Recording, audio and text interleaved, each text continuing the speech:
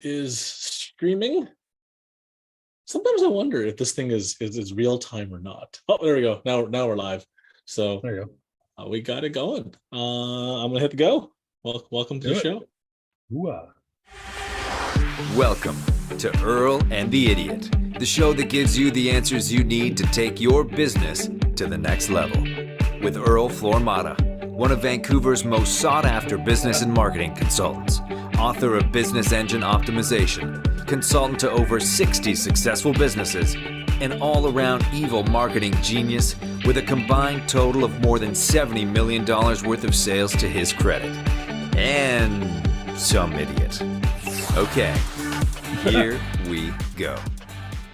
Did you know that was going to happen? Here we go. Apple had this new update, and you do certain things, and it just does stuff now. I'm not really sure what the motions are. I just knew that one of them was fireworks and one of them makes a thought bubble, and that's all I know. But I haven't actually watched the update notes yet. You did this? So if I do this, I think it turns into fireworks. Oh. It turns me into a shadow and puts fireworks in the background. And if I just do one thumb, I think it just does the thought bubble thing where it goes bubble, bubble, bubble. Eventually, when it realizes there's a thumb. There you go, thought bubble. Okay, thank you. What if you do a chin scratchy? Does a chin scratchy do anything? I don't think it does anything. So I don't know what all the gestures are yet. So I forgot to turn them off. I just rebooted. So there you go. Yeah, okay. Well, for those of you listening, it does that. I forgot. The first time it did that on Zoom, I freaked the crap out. I'm like, what the hell? I'm like, oh, okay, I guess that's real. So yeah, not totally jazzed about how much they can tell just by looking at you. It used to be that any image, well, Google wouldn't be able to actually see the image. It can read the alt text, but can't actually see the image. Now it sure can. See images now. Hell, nothing is making stuff. Remember, actually, it's funny. In my Facebook memories, the show we did last year, where you had figured out Midjourney and you could make the thing do like Salvador Dali style, whatever. And I was wearing my my Wookiee hat, and you made. Yeah. I made Salvador Dali Wookiee. Oh, yeah. Yes, I do remember that. Okay, so yeah, that was a year ago. I can't believe it. It's been a year since that show. Okay, first of all, it feels like a lot longer than a year. Second of all, it's amazing how far AI image generation has come in a single year. Sorry if I'm distracted. There's a helicopter outside. You know how it is. They're coming for you, Dan. Yeah, exactly. Coming for you. Google sees all. There's sending helicopters after me. I was just commenting the other day. I really liked that brief period of AI where it wasn't super good at what it did. And so you get these kind of weird artistic interpretations of what you're trying to say, rather than just a straight up picture of what you asked for. Right. Now it just gives you what you want, and there's no. Remember the epitome of AI used to be hot dog, not a hot dog. So yeah, remember that? No. They were training AI, so they had a bajillion pictures of hot dogs. And so here's the hot dog, like a full hot dog. So if it was missing the bun, or just the hot dog with no bun, and it would show a picture of a hot dog, show a picture of trees. This is a hot dog, not a hot dog. And so that was training the AI to realize what a picture was. I just remember the era of hot dog, not a hot dog. I'm like, this is technology right now. Hot dog, that the computer can tell if it's a hot dog or not. So there you go. And now it could just basically make anything. So there. Yeah, I mean, I didn't think this would happen. Like, I was like, I don't, you can't teach AI to look at a picture and know what that picture is, Well, it can now. Yeah. There was you ever read what's it? I think his name's Randall Munroe. He writes those what if books. Mm-hmm. Yeah. You familiar? I read I read like snippets of them. I haven't read the entire things, but yeah. Oh my god, I chew those things up. I just, every time a new one comes out, I'm just like, read it all in one sitting. But in there, he's talking about this in like computers versus humans, and he uses this example of a picture. He draws a picture of, there's like a like a dresser drawer thing, right? And there's a lamp, and the lamp is broken on the ground. Okay. And there's a kid standing there with a lasso and a cowboy hat. Right. And then there's a cat, and the cat's kind of sniffing the broken lamp. Right. And he says people can look at this and be like, oh, the kid probably knocked off the lamp playing cowboy, and now the cat's sniffing at this broken lamp, wondering what it is. Right. And AI wouldn't be able to look at that picture and extract the story from it. Right. You know what I mean?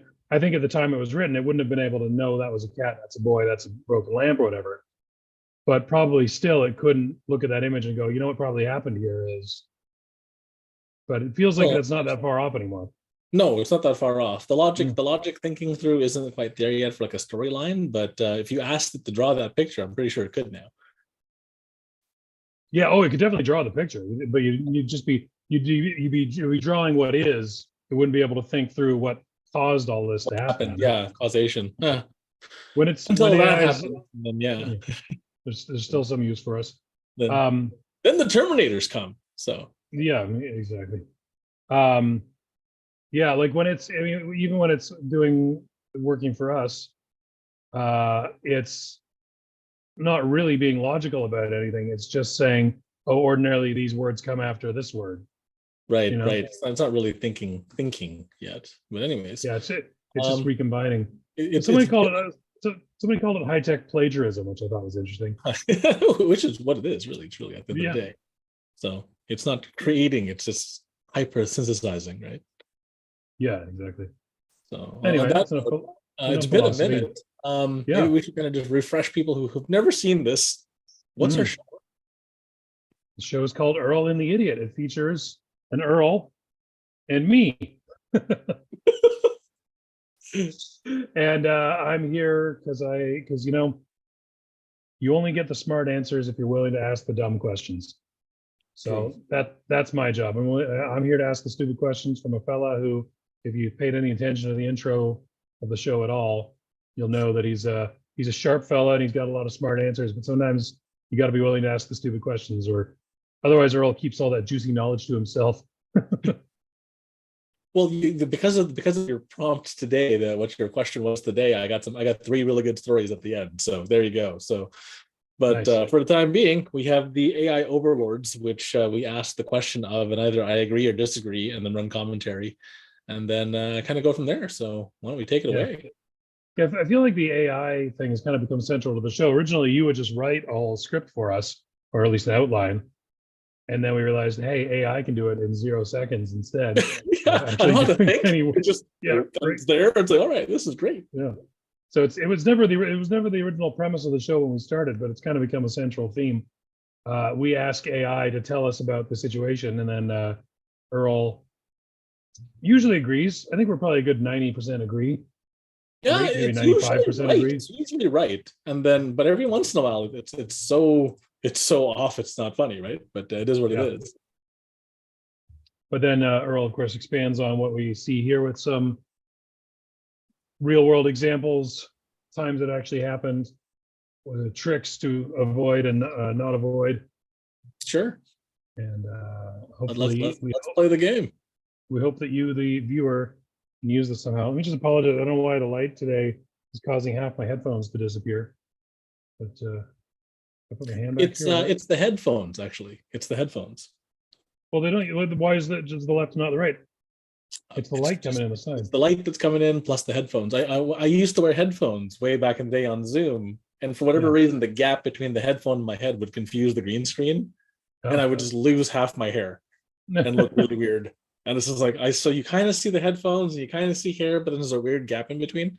Yeah. So without enough light, have a lot of hair to lose. So yeah. So you just need more lights is what the answer is to everything in video. Apparently, is just more lights. Yeah. Pull the blinds up. Well, so good help. You're right. More light. Who knew? Okay. More lights. Welcome back to the Zoom lighting show. Yeah. Exactly. All right. So and then we'll explain the background here. Once again, I'm selfishly trying to extract from Earl information I actually need to use in my own business right now, my own marketing business. Email. We wonder about email. Is it dead? Is it a dead medium? If it's not a dead medium, what are the best practices, how to use it? And I want to hear what Earl has to say about this. So we've asked AI, what are 3 simple ways people can use email marketing to grow their business? Sounds good. 3 simple ways. Mm-hmm.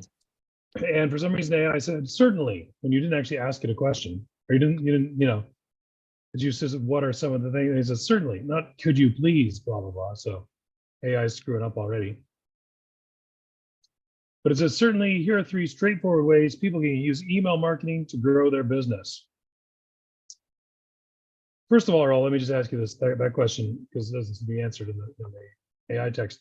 Is email marketing dead? Is it a dying breed? Is it that's why I use the old-fashioned mailman in my background here. Is it as outdated as this fella? What are we looking at here?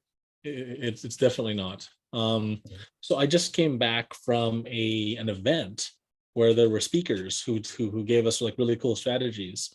And one of the speakers who was up there came from Copy Posse. So, shout out to Copy Posse.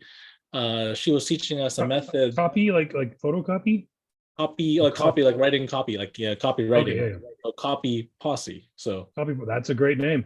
Yeah, absolutely. She was amazing. I really like that. Yeah. And she actually walked through a model by which every time she runs a launch, she uses this model she calls Ignite, and like makes 7 figures in launches. I'm like, wow, that's amazing for email launches. And the hilarious thing is, I was inspired by her. I was inspired by my buddy, who I'll tell you the story of. And so I am making $1 million email business. So no, email is not dead. It is very alive and well. You just need to know how to use it.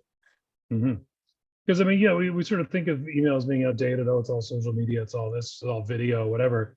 But who doesn't at least check their email at least once a day, if not 75 times? Yeah, people are still addicted to checking their email like 8 times a day. You shouldn't. You should check it like maybe twice, right? And then and schedule it so that way it's scheduled. But it's that dopamine hit where you got mail, ding ding ding. Yeah. Or when I see like all of my clients who I generate leads for, I have my email CC'd on the forms, the lead form.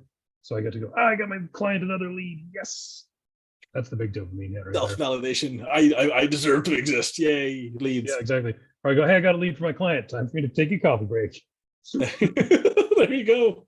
Just go by the title of the show. Don't learn your habits from me. Listen to Earl. There you go. All right. The output of this one was weird though, because I asked for 3 things and it gave me 3 things, but gave me subtext between the things that was basically almost a whole nother thing. So you're about to read it, so I'll prepend it with that. Is AI coming apart of the seams? Have we overtaxed it? I don't know. I refreshed it twice and I got this still, and I'm like, oh, okay, well, yeah, it's being weird today, but all right, well, whatever. Maybe it's actually learning the format of the show and knows that we need like subheadings from our headings. Oh, fair enough. That's what it is. All right. So 3 simple ways people can use email marketing to grow their business. Build and nurture your email list. Yep. So let's just stop there for a second. So the email list is generated by, you have to collect emails from people. Yeah. So it didn't talk about collecting the emails. It just assumed that you already had a list and kind of just flung it from there. I'm like, all right. Fair enough. Yeah, although actually this first one is lead generation. Create opportunities for people to subscribe to your email list. So that is there. This can be done through sign-up forms on your website, yes, landing pages, or during the checkout process. Offer incentives like discounts, free resources, or exclusive access to encourage signups. What encourages a person to sign up for an email list? So I got a buddy across the street, and he runs a Vietnamese restaurant. And I'm trying to convince him to set up an email list. Good buddy to have.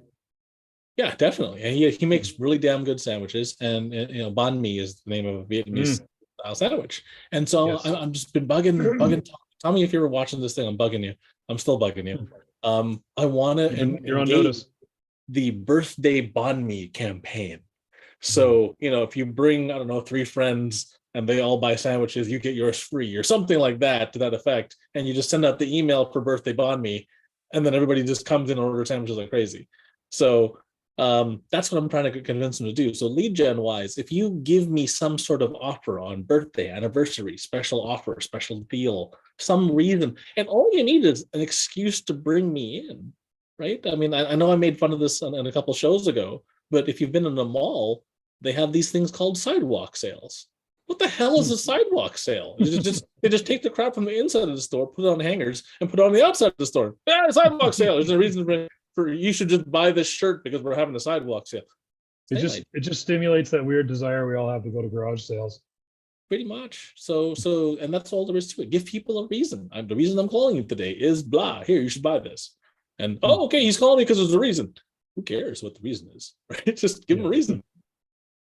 So what are the most effective, like as far as a website goes, what are the most effective means of capturing the email while someone's browsing? One methodology is through what's called a lead magnet, right? And it's an ethical bribe. I'm going to give you this information in exchange for your email address. So there's a transaction being had, but it's not monetary. I'm trading your contact information for this video, this PDF, this thing that'll scratch an itch, solve a problem, do something for you, right? So that's the number one methodology, giving them some sort of lead magnet where if you give me your email, I'll give you this. And this is important to whatever problem you're trying to solve. That's a really good way to do it. We're doing another one for a restaurant. So he's running a contest. And this guy runs like a high-end steak Greek kind of restaurant. And you can win a $500 steak dinner at his restaurant. And you just have to give him your email address. So you put your email address in the thing, you enter the contest, that gives you one entry. And so there's multiple ways to enter, but email is one of them, right? So a contest, a way to win something, a way to get something of value, a piece of knowledge that you'd need to scratch an itch, fix a problem, solve an issue, blah, blah, blah. Those are the two big ones. And then the third one could be joining a newsletter. So if you're interested in updates from that particular space, right? Maybe you want to know what's happening at the convention center and you just want to know, hey, what's going on at the arena, and you want to know, hey, maybe there's a concert I want to attend, right? So those are things that you want to be kept in the know about. So here's your email, here's what's happening this week. Yeah, for myself, like when they're like the itch scratching is the big one. Like, give us your email, we'll send you this PDF on this subject or that subject, or if it's something I want, I'm right there. I'm like, yeah, cool. When they're like, subscribe to the newsletter, I very rarely subscribe to newsletters. I often don't want to feel like I'm getting into a relationship with this random website I'm on. You know what I mean? Right. Well, it depends on the nature of the newsletter. If the newsletter is here's what's happening in your town, blah, blah, blah, blah. Yes, I'll sign up because I want to know what's happening in my town. Or if it's part of who I am and what I do, I sign up to every marketing newsletter under the sun just because I'm fascinated by it, right? I sign up for every business newsletter under the sun because I'm fascinated by it. So it's something I want to be an expert in, and I want to know what's happening. All right. So okay, so next thing is this is under build and nurture your email list. Double opt-in. Implement a double opt-in process where subscribers confirm their email address after signing up.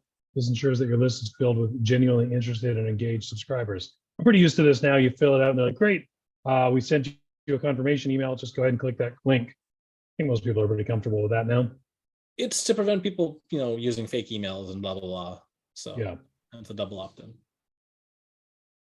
Simple, technical. Does it reduce subscribership? I guess you don't know you're headed for a double. It does. Huh? The double opt-in does reduce subscribership, but it also reduces the amount of spam and crap email that you get. And so because it reduces the amount of bounced emails, it keeps your list cleaner. And so if your list is cleaner, you'll get better deliverability. So when people actually get their email, they actually get it. Right? Because if you send a lot of spam crappy things, your email ends up in the spam list. And so Gmail has this thing called a promotions tab. And so you might end up in the promotions tab. Ooh. Or if you're really terrible, you'll end up in the spam filter. Yeah, so things are gonna be pretty bad before they end up in the spam filter. I check in there every now and then, and it's just this absolute horrifying wasteland of foreign alphabets and saucy ladies soliciting me. Oh yeah, and there's no targeting on them at all whatsoever. Have a bigger everything, right? Yes. But they don't check to see what you are, right? It's like, no, you want bigger parts? Here's both. You can have both. Yeah. Oh, okay, great. So yeah, one of my clients' website got on some kind of list of oh, here are those intimate photos I promised you. Yes. There you go. So that's where the spam lives. So hence double opt-in. Double opt-in, keep your list clean. All right. Do people ever like sign up and then it says, "Oh, go confirm your email," and people are like, "No," and then just bail on the whole process? Well, okay. So evil marketing hat on. When people piss me off, I find their email address and I sign up. I have this machine that signs them up for everything. It's kind of hilarious. Oh my God. So yeah, good, bad, ugly, mostly ugly. I think the most important lesson we all take away from the show is don't piss off Earl.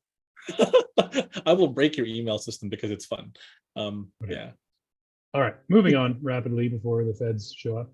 Yeah. Clean and maintain your list. Regularly clean your email list by removing inactive or bounced email addresses. A clean list helps maintain good deliverability and ensures that your emails reach the right audience. This seems like pretty basic stuff.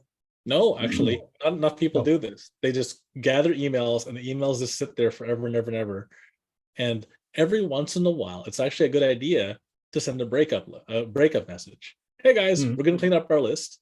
If you're still interested in being part of this, answer now. And if they never read your emails, they're not going to answer, which means that because they're not reading your emails, your average open rate on your email will go up by dumping the chaff, right?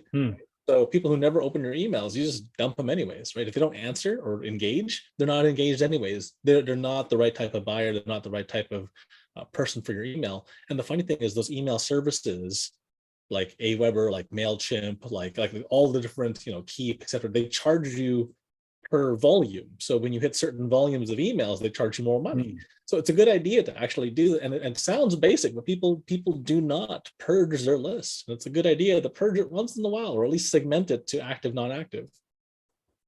That's interesting. I don't think I've ever seen an email like that saying, "Hey, you still interested in this thing?" I do it for my clients all the time, but you have to be in a certain bracket of email usage, right? Like once you're north of like 5,000-10,000 on your email list, it's a good idea to purge it every now and again, right? If you don't have 1,000 people on your list, then you should probably be doing everything you can to grow that. But if you're north of 5, 10, 20, 50,000, you don't really need 50,000 people who don't open your email, right? So turf it a little bit, drop it down to half of the ones who are still interested and are still active. And because your numbers go up, your deliverability goes up, and you're not in the spam box with the intimate pictures of strangers. Okay, that's interesting. And we live in Canada, for those of you watching from places that aren't Canada. Yeah. We got some pretty horrifying spam laws around here. Like it's pretty intense. Yeah, absolutely. So you're not supposed to just email people randomly out of the blue. You can't just fire everything up on some Chinese email server and just hammer it and go ham. Because back in the day, that's all you had to do. Like just buy an email list of 30 million for $7 and then beat it like a rented mule, right? So the problem is one, it's not good because people aren't engaged. They don't even know who you are, so you can't just go randomly selling them stuff on the internet. Yeah. But clearly it still works because there's a lot of spam still coming in for enlarging things. Yeah, I mean, if you just send your spam from outside of Canada, who cares, right? For them. Yeah, but I mean, it's not a good way to do it because you're still spending. I'm not suggesting people do it, but you're the reason we still get time, spam money, and is, effort, right? Why burn your email server to the ground if you don't have to? Yeah. I thought I had a really good question there and it disappeared. All right, let's move on. That was kind of some technical, boring stuff about email lists. Oh yeah, I remember what I was going to say. Consent to receive the email. Receive email expires after 6 months. Is that not correct in Canada? It depends on the nature of the system, right? Because on B2B, you're allowed to email people from a B2B perspective, but on a B2C perspective, so business to consumer, the consent goes away after a certain amount of time. Yeah, and but they'll re-engage consent based on re-engagement with the people. So you want them to be engaging with you anyways, right? So hence the breakup email, right? So you send the breakup email every now and again. People will go, yes, I really want to be here, and then your list is then refreshed, and people have given you consent to stick around and keep going. All right, and just the fact, like, okay, so you get consent, you send them emails every day, week, whatever. Does the fact that they're receiving your email still, does that count as them being engaged, or do they have to actually do something? No, they usually have to either click through on the email or do something, because there's a call to action usually on an email. Like here's a link to do something, right? You should never have an email that doesn't really do anything and there's no call to action. Even if the call to action is just check out our website for new updates, click here. At least there's something. I mean, that's a crappy call to action, but it's better than zero, better than nothing, right? Because the point of the email is to keep you top of mind, but they should be visiting your site, visiting your social media, visiting your Discord chat. I don't care. Pick something for them to engage with you in some sort of fashion. And there's a click button, hey, do stuff on the email. Got it. All right. So speaking of which, number 2, engage and provide value. Consistent communications. Send regular and relevant content to your subscribers. This can include newsletters, product updates, industry insights, or educational materials. Consistency in your email marketing helps keeps your brand top of mind. Didn't even read that. Yeah, right. You're like, hey, this is how Earl, it works. Earl in the AI. I think like Earl thinks like an AI now. Great. Soon the AI is going to replace me. So consistent communication. There's no point having an email list if you never email it. Right? There was one group. I'm not going to name names. I'm not going to throw them under the bus. But and I actually tell a story about them later. But they had this list of 2,000 people that were customers, and they weren't just regular customers. These guys were like wholesalers, so they would buy them en masse. They wouldn't just buy one product; they buy a box or boxes of products, and they never emailed their list because they didn't want to bother them. I'm sitting there going, "What? What do you mean? Like that's they want to be in touch with you. You know, you're their vendor, so they want to know what's going on." So there you go. Consistent communication is key. You don't have to do it every day. You don't have to do it multiple times a day. But that $1 million email campaign I was telling you about is a 7-day consecutive day email sequence. One email every day for 7 days. So there you go. And I think when it says, engage and provide value, I think that's part of it. Like, you don't want to be bothering your customers. So make your emails things that aren't bothering them. Yeah, give value. And value isn't hard because usually your customers aren't experts in your field. So when you're telling them stuff, for the guy who's trying to buy a bathtub or a laneway home or whatever the hell you're selling, anything that you're telling them is probably new to them, or they're in the buying process, and any information you're giving them is a value add stack in your favor because you're teaching them something they might not know, or even if they already know it, you're confirming something that they already know, which is also good, right? So it's just, that's important too. Always like that. Nothing better than hearing an expert say the thing you figured out yourself in your head, right? Yep. Then you feel more right. That's a good thing to make your customers feel is right, isn't it? Yeah, absolutely. Yeah. All right, personalization, part of it, engage and provide value. Address subscribers by their name and send them content that's tailored to their preferences and behaviors. Personalized emails tend to have a higher engagement rates. Agreed, but I would take it a step further. Don't write an email. So the older folks in my groups are very formal in their communication style, right? And they write an email as though they're penning a letter. And no, the answer is no. Write the email as if you're speaking. Yeah. And when you write the email as if you're speaking, that's personalization, not just on their side, but on your side. So if you speak to them like they were there and you were talking to them, then they can hear the email in your voice if they know you well enough, right? And so, and it's funny because when you do that right, like I was just talking to my buddy Kayvon, and I left a message, like I left a comment on one of his posts, and he's like, "Earl, I could hear that comment in your voice."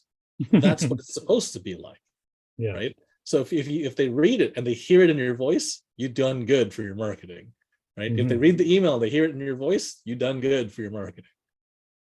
So is this, when it says to personalize it to tailor to their preferences, behaviors, that's where you want to start sort of segmenting your list into, here's people who bought a small thing, here's people who bought a big thing, here's people who are regular buyers. Like, how granular do you want to go with that list? How much money do you want to make is the question. So the more granular you make it, the more better results you're going to receive, right?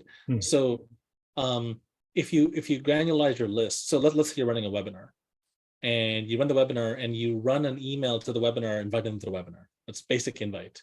But post webinar, you can see, did this person even attend?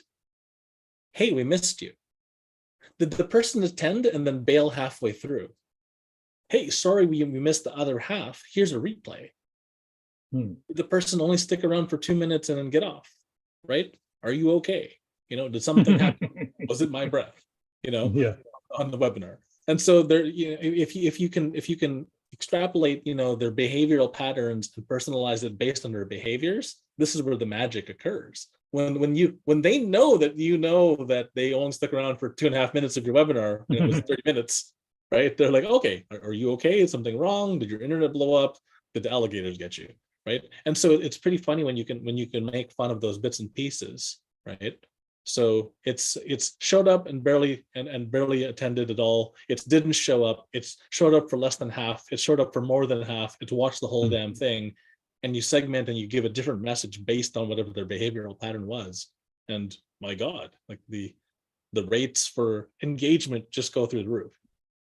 Yeah, I bailed on a webinar and I got a bunch of emails. Oh man, boy, you missed out. The rest of that webinar was great, And it made me feel guilty. They knew I'd left. Yeah, there you go. All right. So another thing you were talking about earlier, call to action. Include a clear and compelling call to action in your emails, whether it's directing subscribers to your website, encouraging them to make a purchase, or inviting them to engage on social media. Your call to action should be concise and attention grabbing. That's kind of freaky. I literally just said that. I haven't read this crap. Yeah. I just paste this thing into the sheet and run away. That's terrifying. Facts are the facts. It's kind of scary, but yeah, I agree, but reluctantly so. It's like, whoa, what the hell? Did you hear me before I said this stuff? Oh my God. Yeah, it's rewriting it as we do the show. Actually, I think it's using this show as source material to write the show. It's plagiarizing us in real time. Real time plagiarization. That's kind of scary, actually. Yeah. So, dude, I didn't read any of this. I just pasted it because I showed up 2 minutes before the show. I asked ChatGPT and then I just pasted the second. I read the first one, went, this is crappy. I regenerated it. Didn't even look. No look. Copy paste. and then you showed up. I'm like, oh, damn, here, how'd it go? Here we go. Thumbs up. That'd be really funny. Get an AI to watch a podcast and then rewrite it in real time, but like in a to change it enough to not be plagiarism, but just have it create a different podcast from the podcast you just did. Or what we do is we feed it enough of our podcast so it gets to know us, and then it rewrites the script in the way that Dan and Earl would say it. That would be amazing. And then you flip it completely on its head and say, now reverse the roles. Earl is the idiot. Okay, go. I would be so interested to hear AI speaking in my voice. There's the meta. Okay, but anything else to say about call to action? Like, doing something. Literally said what I said a second ago. Any call to action is fine. Come to the website, look at this, purchase, take a look at social media. I mean, I literally said that just a second ago. I mean, this is why I'm creeped out right now. Like, yeah.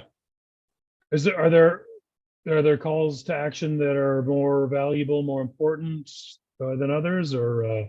So Frank Kern, one of the internet marketing greats, has this machine that he does. It's called the 4-day cash machine. And the 4-day cash machine is a campaign. And the hilarity of the 4-day cash machine, it's almost the same email 4 times in a row with the same call to action. All you're doing is just pressure stacking bonuses. And so bonus, but also here it's limited time offer. We're taking the deal down. And so, so the call to action, the ones that work are the ones that have some sort of, it's limited time offer. Do this now before it burns to the ground. Blah blah blah. And there's many ways to mix that, and you see it in all the marketing type of things. Like, my CFO is going to kill me. Get this offer before he shoots me in the face. So there's a bunch of those types of things. Like, my team's going to kill me if they find out I'm mailing this offer out there. Obviously, they know the offer is coming out, but it's tongue in cheek. My team's going to kill me. So yeah. But the call to actions are the ones that work the best are the ones that are time limited and scarcity. But you can't overdo it. And use real scarcity, right? Don't just make up some BS. Oh, we only have 11 PDFs left. It's a PDF. right? Yeah. So if it's like a live event and there's only so many seats that you can put bums in, well then yeah, there's limited seating, right? Then tell them it's limited seating, right? So, but there you go. But be truthful in your scarcity, and if you can be truthful in the scarcity, it comes off as more authentic. Got it. All right, should probably move along here. Monitor and optimize. This is number 3. This is the third category now.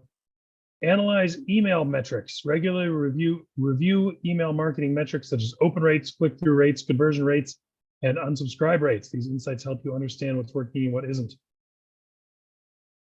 It's no different from social media. So funny enough, on social media, on LinkedIn, I started to notice that the messages I was sending out with some dude holding a whiteboard and some stuff written on the whiteboard was the most engaging thing that I started sharing. I was getting in the thousands of views for those particular ones. So I went to Staples and bought a whiteboard. So the guy holding the whiteboard is me in the future. And I'll just write it myself and then put it up there and take a picture of me with that. So when people share this thing, it's me holding the whiteboard, right? Wearing the hat, we have the branding in the background, whatever it is that I want to put in the background. But at least then, it's more personalized. So I'm combining the analyzing metrics plus the personalization plus the call to action all in one swing, right? Mm-hmm. And nice. I got a magnetic whiteboard so I can print out a QR code and stick it on there. If they want to scan it, they have at it. Oh, that's smart. I've seen some that are like backlit and they look all glowy and cool.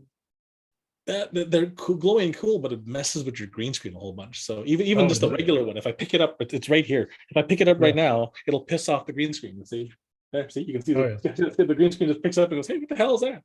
So if I hold up the whiteboard now, it gets mad. So I have to figure out a way to balance the lighting and figure the thing and da. So there should be or Zoom should make I have a whiteboard mode. That's a very specific option. Man holding whiteboard. It can't be that hard for AI to recognize a whiteboard. We'll see. If it can recognize thumbs up, it can recognize a big white square. Oh, that's true. You can see this. It makes the thought bubble thing or whatever happen whenever that figures out.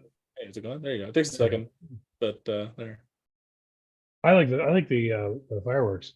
Fireworks one. There's another one. I think if you put 2 hands up or something like this, it gives balloons or something. I forget. I don't remember what that does. So, anyways, I don't remember what they all do. There's one. I was doing something and balloons just popped out of nowhere. I'm like, whoa, what the hell's going on? Try doing this. I think you did this earlier and the balloons popped up. This. Moving too fast. Oh, yay! Yeah. Yay! Spirit fingers? Is it spirit fingers? More fingers. Jazz hands. No. Jazz hands. Not working. I don't know. I don't know how to do it. I haven't read the notes on what the hell these things are yet, so I don't actually know what they're all at. So that's fine. I think we're possibly drifting off our main topic here. All good. Oh yeah, analyze your metrics. Long story short. Mm-hmm. A/B testing. Experiment with different elements in your emails, e.g., subject lines, visuals, copy, and send times through A/B testing. This enables you to refine your email campaigns based on real data. Okay, so I have a question here. Yeah. I kind of thought this through. I was like, surely at this point we've figured out what works and what doesn't. Mm-hmm. There's more than enough data. But then I was going to ask, does it change? Like, I'm sure when someone first came up with a way to personalize an email list and say, hey, Dan, we want to offer you this. And when that first happened, everyone probably pooped their pants and said, oh my God, they're talking directly to me. And they got all the opens. But after a while, people are like, oh, I get it, it's fake, and started ignoring that. So is it a kind of arms race of constantly trying to like think of a new thing to get attention? Yep. That's why constant A/B testing is what's needed, right? Because you have no idea what's going to work. And you don't have any idea when it becomes out of style, right? So there's sometimes you like speaking formally was something cool before. Now it's not. Speaking in just generic terms is regular now. Like being authentic is more powerful than having the formality stuff. Yeah. Like sometimes putting a mistake in the email and not having it picture perfect increases conversion.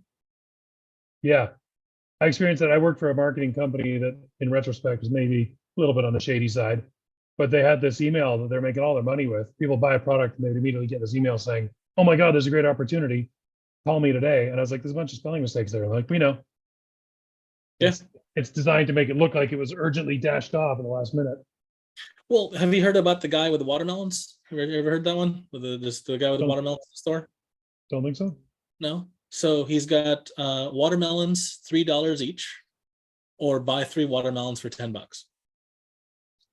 Okay, you follow? And so people would keep coming to him and buy 1 watermelon at a time, 3 times in a row to teach him a lesson. Right? And he'd be like, "Who's learning the lesson here? Like, normally you're asked about 1 watermelon. I got you to buy 3 because you think I can't do math. Look at this idiot." I bought you. You bought 3 because you're dumb and you think I can't do math. Actually, I can do math. I'm just catching all the smart asses. That's extremely funny. So I found the balloon thing, by the way. I think I found. What did you do? You just say balloon? There's a balloon button apparently. There's buttons for all these things. I just found it. So anyway. But when you hit the balloons, it only floated up on you. They didn't float up anywhere else. Yeah, that's weird. I don't understand why that works. So yeah, there's a heart button. Heart. I don't know what the heart button actually. Oh, it just only I guess pop up. Oh, does that? Can you do the hand heart? Does that work? No, that's a different thing. Oh yeah. So I think if I do this, oops. What? Oh, that's all screwed up now. Oh, there you go. There you go. Okay. Wow, that just felt very validating. It's like, you're number 1 and I love you. Like, it's like so much there you go. Sensory, I don't so know much stimuli coming at me. I don't know what's going on. Anyway, A/B split testing, yes, for sure. Yes. Okay, good. So the basic of that is you cut your list in half, you send one email to half of it, one email to half of it, and see what gets a better response. Yep. And then you know better for the next time, and you just keep doing it over and over again until you figure out which one is the best response, and that's what you send out. Right. But then again, you analyze your metrics, you keep watch on that, because it might start to fade over time. Yep. Because you never know what's not going to work. That's why you keep guessing. You also can't necessarily send the same message to your email list 100 times. They'll get tired of hearing it. Yeah, they'll get ad fatigue, email fatigue. Yeah. All right. Oh, there's another one here. Automate where possible. Oh, AI would say that, wouldn't it? Please use more of me. Yeah. May I suggest using an AI program? So automate where possible. Yeah, that's just. I mean, abandoned cart reminders is a thing. Follow-up reminders and follow-up sequences is a thing. Just do it. Yeah. Welcome emails. Hey, thanks for emailing, blah, blah, blah, blah. Yeah, absolutely. Those just make sense. Mm-hmm. Okay. So there's a little wrap up here. It says, remember that email marketing is a long-term strategy. Building a strong, engaged email list and maintaining consistent, valuable communication with your subscribers will lead to business growth over time. Be respectful of your subscribers' preferences and privacy, comply with relevant email marketing regulations, and always strive to provide value for your emails. There you go. That is the AI, and then we have the last. We have the thing. Hold on, I gotta push the button. Thing. There you go. Hack of the week. Hack of the week. So instead of the regular speaking of hacks of the week, by the way, you got to tell me how to get my microphone to work with my computer. I can't figure it out. I'm just one of these days we'll get the microphone working. Yeah. Okay, but other than that, what is the other hack of the week? The other hack of the week is I'm going to tell you guys 3 fun stories of how I've used email marketing, or how my friends have used email marketing and some of these higher echelons to just really grow the crap out of a business. So the first one is called the fax machine fire. And so this is back circa 2010. So it's been a while. Okay. Because these guys took their orders over fax machine. And so what this was that list I was telling you about with 2,000 vendors on it that were buying from this main manufacturer. And they've never emailed their list at all, ever, not even once. And back in the day, having the words "thank you" in the subject line was a hack. And you could, if you put "thank you" in the subject line, everybody opened it because everyone loves having a thank you email. Anyway, people got carried away with it. Now "thank you" ends up in the spam bot, by the way. But specifically the word "thank you" will specifically the words "thank you" will increase your spam score now, because too many spammers caught wind of it, and they started using "thank you" to sell you intimate pictures. So anyway, we emailed the entire list thanking them for being our customers, put on a little special, and everybody and their dog ordered all at the same time. And it was a physical fax machine we used to have. And they ordered so much, one email campaign just saying, thanks for being our customer. We appreciate you. Hey, do you need to top up on your stuff? The fax machine caught on fire. Oh my God. So 2,000 emails, not even a big list. And the fax machine blew up, and we made more sales than ever thought possible. Wow. Which is one email thing. So that's one. Another one was we sold back when NFTs were still cool. We sold, I think it was $600,000 or $700,000 worth of pictures of squirrels on the internet using a simple email campaign. So what a time to be alive. What a time to be alive. And the email campaign was relatively simple. It was, here, join our pre-list. So if you join this, it's called a white list. Before the event, we'll open the doors for you an extra hour early, or whatever the hell the time was. I don't remember now.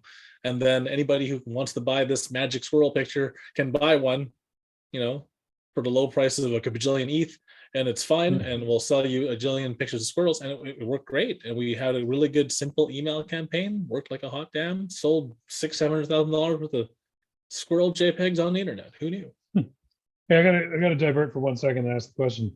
Yeah. Was there ever an instance where someone actually went after someone else for illegally using an NFT that they own? Where people illegally? Yeah, there's a couple times. Because there's always things where people will like post someone else's NFT and be like, or use someone else's NFT as their avatar or whatever. And it's really funny watching the person who owns the NFT lose their shit, saying they're going to come after them with lawyers and, you bastard, what do you think you're doing? I own that. You're right. You're breaking the law. But people try, but there's fair usage, right? There's fair usage. What the real actual usage case of an NFT properly is identifying someone who's owning something for the purpose of owning something, like, for example, a ticket to an event, right? If you have the NFT to a ticket to an event, and the NFT is your way in, if someone steals your crap, then yeah, you have the full right to get mad at them, right? So there's usage rules for that sort of thing, right? So then it matters. But if someone posts a picture of your monkey, yeah, I don't know. Good luck getting that one, getting someone to take that case. Right? There you go. That one's a little rough, right?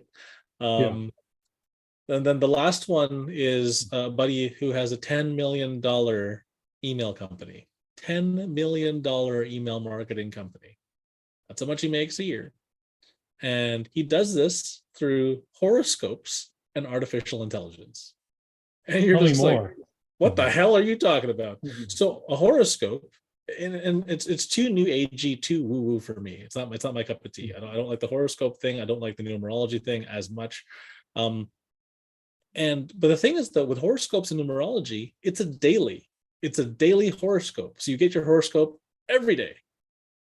And so this guy has the excuse to email his customers daily. Actually, if he doesn't email them daily, they get pissed off. Where's my damn horoscope? And here's the hilarious thing. He has an AI read the horoscope and give it a percentage, either positive or negative.